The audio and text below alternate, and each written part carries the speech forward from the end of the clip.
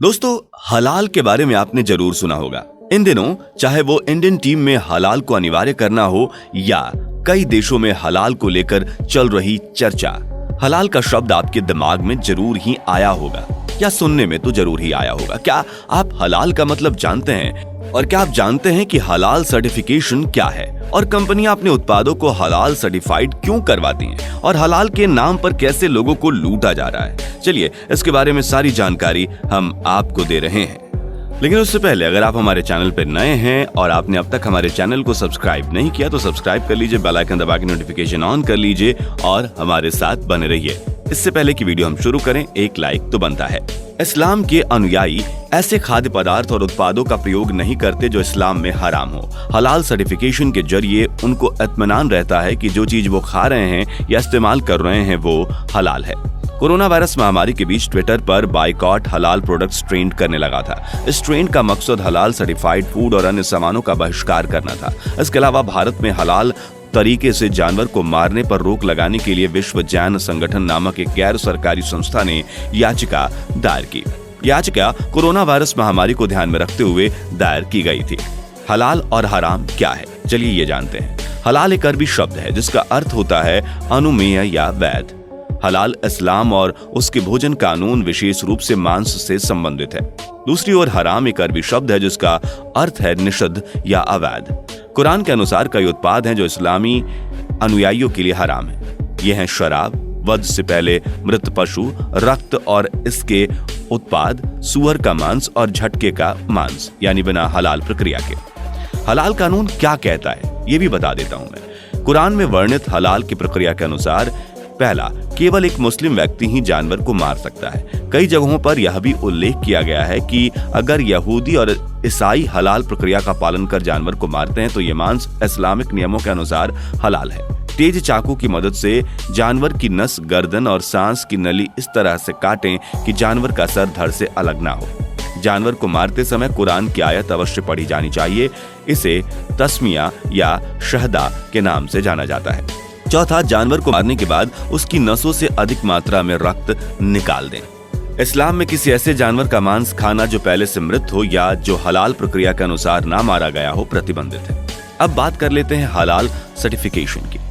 कई इस्लामिक देशों में हलाल सर्टिफिकेशन सरकार द्वारा दिया जाता है। भारत में FSSAI भारतीय खाद्य सुरक्षा और मानक प्राधिकरण का सर्टिफिकेशन लगभग सभी खाद्य पदार्थों पर देखा जा सकता है, लेकिन यह प्राधिकरण भारत में हलाल सर्टिफिकेशन नहीं देता। भारत में लगभग दर्जन भर कंपनियां हलाल सर्टिफिकेशन देती हैं जो इस्लाम के अनुयायियों के लिए खाद्य पदार्थों या उत्पादों के इस्तेमाल की अनुमति देता है। भारत में महत्वपूर्ण हलाल सर्टिफिकेशन कंपनियों की बात करें तो Halal India private limited, Halal certification services India private limited, Jamiat Ulama e Maharashtra, Jamiat उलमाए हिंद की एक राज्य इकाई है और जमीयत उलमाए हिंद हलाल ट्रस्ट।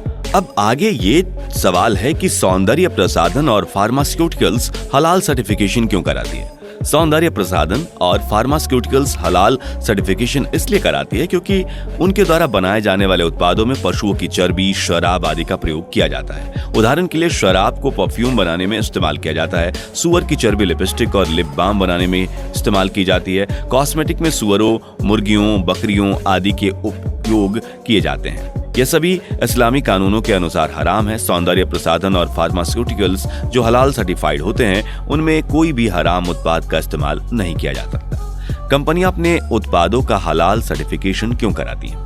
सवाल ये है, तो इसका जवाब है कि कंपनियां अपने उत्पादों का हलाल सर्टिफिकेशन इसलिए कराती हैं जिससे उनके उत्पादों को इस्लामिक देशों में निर्यात किया जा सके। यह ध्यान दिया जाना चाहिए कि इस्लाम के अनुयायियों की आबादी पूरी दुनिया में 1.8 बिलियन है, यानी दुनिया की आबादी का 24.1%। इसके अलावा कई इस्लामिक देशों में केवल हलाल सर्टिफाइड खाद्य पदार्थों की अनुमति है।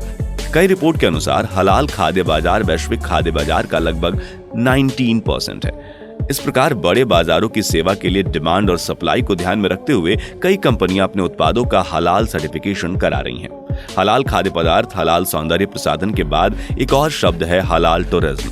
इसमें शामिल होटल और रेस्तरां शराब नहीं परोसते और केवल हलाल सर्टिफाइड भोजन ही परोसते हैं। कई होटलों में पुरुषों और महिलाओं दोनों के लिए स्पा और स्विमिंग पूल की सुविधाएं भी अलग अलग हैं। अब बात यह आती है कि इसका विरोध क्यों हो रहा है, हलाल सर्टिफिकेशन का लोग विरोध क्यों कर रहे हैं।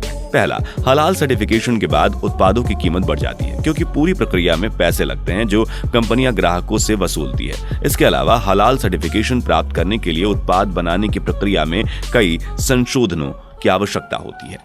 हलाल सर्टिफिकेशन के लिए कई प्रक्रियाओं में गैर मुस्लिमों के लिए रोजगार के अवसर उपलब्ध नहीं होते हैं। तीसरा, हलाल सर्टिफिकेशन और गैर मुसलमानों के प्रति विशेष रूप से हलाल मांस उद्योग एक भेदभावपूर्ण प्रक्रिया है। चौथा, आज तक कोई मानक हलाल सर्टिफिकेशन प्रक्रिया नहीं है। इसका मतलब है कि देश के हलाल सर्टिफाइड उत्पादों को दूसरे देश में मान्यता नहीं दी जा सकती। उदाहरण के लिए संयुक्त अरब अमीरात में भारत का हलाल सर्टिफिकेशन मान्य है ही नहीं। हलाल सर्टिफाइड उत्पाद अन्य समुदायों के लिए निषिद्ध नहीं है। किसी भी धर्म का पालन करने वाला हलाल सर्टिफाइड मांस और उत्पादों का प्रयोग कर सकते हैं। तो दोस्तों, ये पूरी जानकारी थी। हलाल क्या है, हलाल सर्टिफिकेशन क्या है, इसका विरोध क्यों हो रहा है, आपका इसके बारे में क्या ख्याल है, कमेंट बॉक्स में जरूर बताइएगा। और जाते जाते अगर आपने अब तक चैनल को सब्सक्राइब नहीं किया तो चैनल को सब्सक्राइब कर लीजिए, बेल आइकन दबा के नोटिफिकेशन ऑन कर लीजिए ताकि हमारी नई वीडियो आप तक पहुंचती रहे। और हाँ, इस चैनल पे और भी बहुत सारी अमेजिंग वीडियोस हैं, उन्हें मिस मत कीजिएगा। Thanks for watching.